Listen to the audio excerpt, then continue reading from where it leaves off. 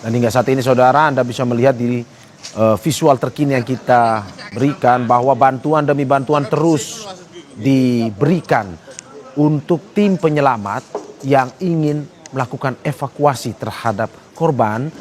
Ada sejumlah korban hingga saat ini. Data terakhir ada 38 korban yang diduga masih terjebak di dalam reruntuhan. Tetapi dari 38 tersebut baru ada 6 yang aktif berkomunikasi dengan tim penyelamat yang berada di luar dan berusaha untuk melakukan evakuasi atau penyelamatan terhadap mereka yang masih terjebak. Di mana dalam evakuasi yang dilakukan saudara, hingga saat ini tim penyelamat masih melakukan penyelamatan secara manual, tidak menggunakan alat berat. Mengapa? Karena posisi reruntuhan yang begitu rapuh sehingga ditakutkan jika menggunakan alat berat akan menggeser reruntuhan tersebut dan bisa membuat reruntuhan akan semakin sulit untuk dilakukan evakuasi, sehingga hingga saat ini masih dilakukan secara manual untuk proses evakuasinya.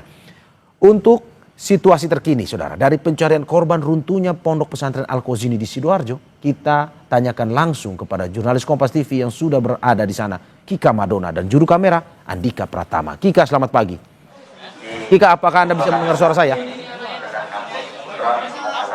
Oke, Kika. Ya, bagaimana skenario penyelamatan korban? Dengan jelas. Oke, Kika. Bagaimana skenario penyelamatan korban runtuhan hari ini setelah hari pertama hari Senin hingga ini hari ketiga nih? Apa yang akan dilakukan? Ya baik Mario dan juga saudara, saat ini untuk upaya penyelamatan atau upaya evakuasi yang juga kemudian dilakukan oleh tim SAR ini juga masih menggunakan mekanisme atau skema yang sama, atau bagaimana strategi untuk melakukan upaya penyelamatan ini masih sama, yaitu dengan melakukan upaya penyelamatan secara manual dengan membuka jalan seperti itu, karena untuk alat berat masih belum dapat dilakukan karena memang secara di lokasi ini tidak memungkinkan dan dikhawatirkan nantinya akan terjadi reruntuhan susulan, sehingga saat ini kalau dilihat di lokasi kejadian untuk upaya penyelamatan ini juga masih dilakukan secara manual, di mana petugas masih berupaya untuk membuka jalan dan memastikan bahwa akses jalan tersebut bisa dan juga aman untuk dilalui oleh para petugas. Data terbaru yang juga kami dapatkan ini masih di angka yang sama, yaitu sebanyak 102 orang yang telah teridentifikasi. Sementara itu untuk upaya penyelamatan juga masih terus dilakukan, karena memang sebelumnya juga dari tim SAR menyatakan bahwa ada 38 orang yang juga kemudian diduga masih terjebak di dalam reruntuhan dari bangunan Pondok Pesantren Al-Qazini Sidoarjo, Jawa Timur. Sementara itu kalau kita melihat data yang juga kemudian sudah disusun oleh tim DVI dari Polri yang menyatakan bahwa hingga saat ini untuk anggota keluarga yang sudah melaporkan putra mereka yang juga kemudian hingga saat ini juga masih belum ditemukan, yaitu sebanyak 66 orang. Upaya pencarian masih dilakukan, harapan juga masih ada, dan juga menjadi doa bagi para wali murid yang hingga saat ini juga masih terus bertahan, berharap agar kabar keberadaan dari putra mereka, anak mereka ini juga bisa segera mereka dapatkan seperti itu. Dan upaya evakuasi ini juga masih terus dilakukan sampai dengan hari ini. Upaya semaksimal mungkin ini juga masih terus dilakukan, karena seperti yang juga sudah disampaikan oleh pemerintah Provinsi Jawa Timur, yang dalam hal ini Wakil Gubernur Jawa Timur Emil Elistianto Dardak kemarin, bahwa untuk upaya evakuasi ini akan terus dilakukan sampai seluruh korban dievakuasi. Sekarang ini Mario dan juga saudara, Kepala BNPB datang, juga Kepala Basarnas juga kemudian datang untuk meninjau langsung bagaimana kondisi bangunan juga pasca reruntuhan, serta memberikan semangat bagi tim SAR untuk melakukan upaya pencarian terhadap korban yang saat ini masih terjebak di dalam Pondok Pesantren Al-Qazini Sidoarjo, Jawa Timur. Harapannya untuk upaya-upaya ini juga bisa memberikan semangat bagi para tim yang masih terus berupaya atau berusaha, dan juga nantinya baik itu dari Kepala Basarnas maupun Kepala BNPB akan memberikan pernyataan resminya yang saat ini juga masih kita nantikan bersama di salah satu posko, yaitu posko pusat informasi yang dijadwalkan. Kalau sekarang ini informasi yang kami terima, baik itu Kepala BNPB maupun Kepala Basarnas saat ini masih menggelar rapat secara tertutup di lantai 2 salah satu gedung dari Pondok Pesantren Al-Qazini Sidoarjo, Jawa Timur. Hasil rapat tersebut nantinya diharapkan juga bisa dipaparkan dalam untuk press conference atau hari ini pernyataan resmi yang juga kemudian akan kita nantikan bersama apa yang nanti akan disampaikan. Demikian Mario. Ya Kika, hingga saat ini bahwa tadi dari data yang Anda sebutkan ada 38 terduga korban yang masih terjebak di dalam reruntuhan tersebut. Dan hingga saat ini saya bisa mendengar sepertinya ada pengumuman untuk ya lebih berhati-hati di sana, bagaimana mereka para warga juga yang ingin menonton ataupun menyaksikan bagaimana evakuasi tersebut berjalan. Ya Anda juga harus hati-hati dalam melakukan tugas peliputan di sana. Tapi yang ingin saya tanyakan berikutnya adalah bagaimana dari tim penyelamat untuk memastikan 6 orang yang masih berkomunikasi ini tetap tersuplai oksigennya pun juga makanan, minuman, sehingga mereka bersama di dalam itu 6 ataupun 38 yang masih terjebak itu masih bisa selamat di dalam. Ya, Mario dan juga saudara, sejumlah bantuan logistik hingga saat ini juga masih terus disuplai. Komunikasi secara intens juga masih terus dilakukan untuk memastikan kondisi dari 6 korban yang masih aktif untuk berkomunikasi dengan tim SAR yang saat ini juga masih terus berupaya untuk melakukan proses evakuasi. Adapun untuk bantuan yang saat ini juga masih terus dialirkan, mulai dari air mineral, lalu juga makanan, lalu juga kemudian oksigen, bantuan oksigen seperti itu. Untuk tim yang saat ini sedang melakukan upaya evakuasi, ini juga menjadi satu hal penting. Komunikasi ini menjadi satu hal yang sangat penting karena untuk memastikan bagaimana kondisi dari korban yang saat ini masih terjebak di dalam reruntuhan. Tentunya ini juga menjadi prioritas untuk melakukan upaya penyelamatan.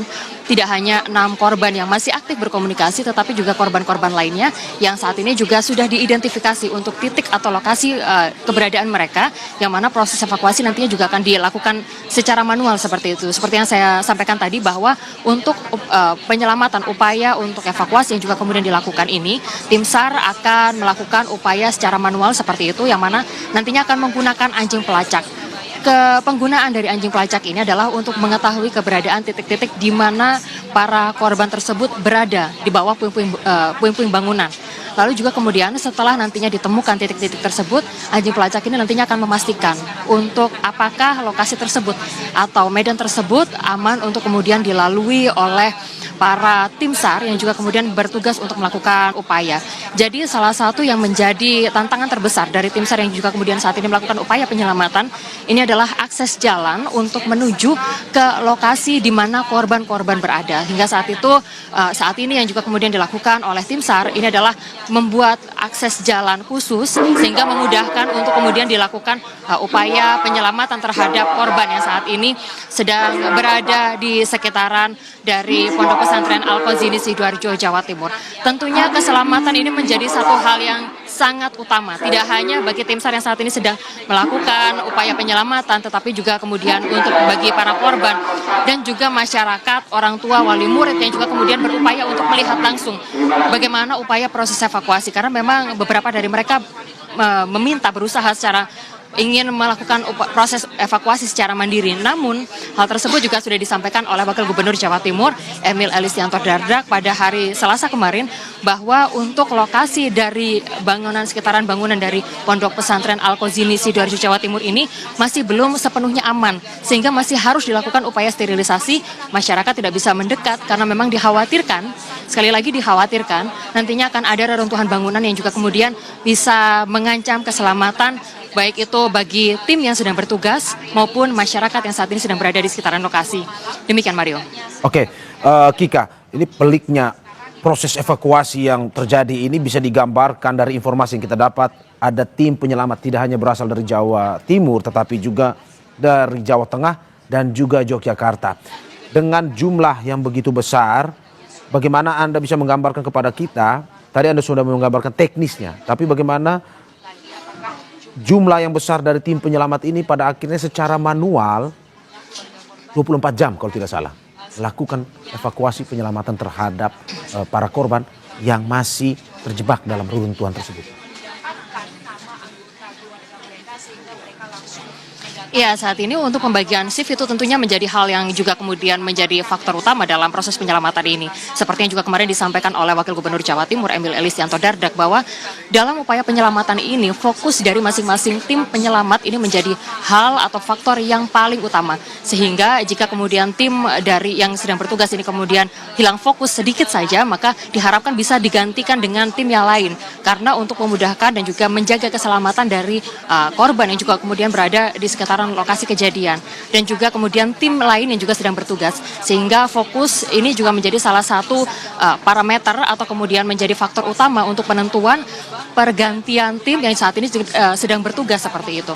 Jadi untuk saat ini tim memang juga tidak hanya mengandalkan dari Jawa Timur seperti yang Anda sampaikan tadi Mario dan juga saudara, bahwa juga datang dari berbagai daerah di Indonesia, misalnya dari Semarang dan juga dari Jakarta. Harapannya dengan didatangkannya baik itu tim maupun sejumlah peralatan-peralatan yang juga kemudian mendukung, ini bisa memudahkan untuk proses evakuasi, sehingga proses evakuasi bisa dilakukan secara maksimal dengan hasil yang juga optimal. Jadi itu adalah harapan-harapan di mana proses untuk evakuasi yang saat ini sedang berjalan pada hari ini. Tentunya besar sekali harapan untuk seluruh korban bisa dievakuasi dalam kondisi selamat, sebagaimana yang saat ini sedang diharapkan oleh para anggota keluarga, wali murid, orang tua siswa yang saat ini juga sedang menanti kabar dari keberadaan putra mereka yang pada saat itu atau terlibat dalam insiden robohnya pondok pesantren dari Al-Qazini, Sidoarjo, Jawa Timur. Kemarin Menteri Agama ini juga kemudian sudah melakukan peninjauan langsung, meninjau bagaimana kondisi dari bangunan yang ada di pondok pesantren Al-Qazini, Sidoarjo, Jawa Timur ini.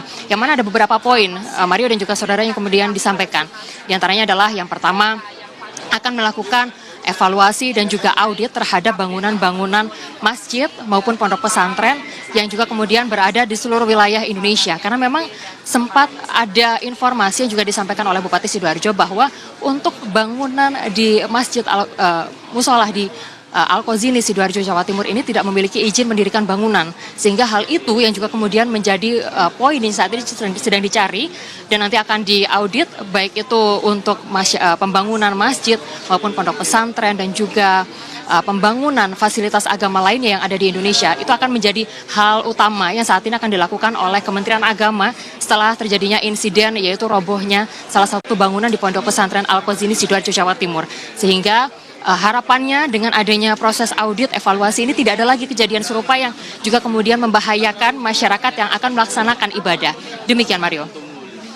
Oke, terima kasih Kika Maduna dan juga juru kamera Andika Pratama atas laporannya. Seperti yang saya bilang tadi bahwa kita terus menunggu update terkini bagaimana evakuasi tersebut berjalan.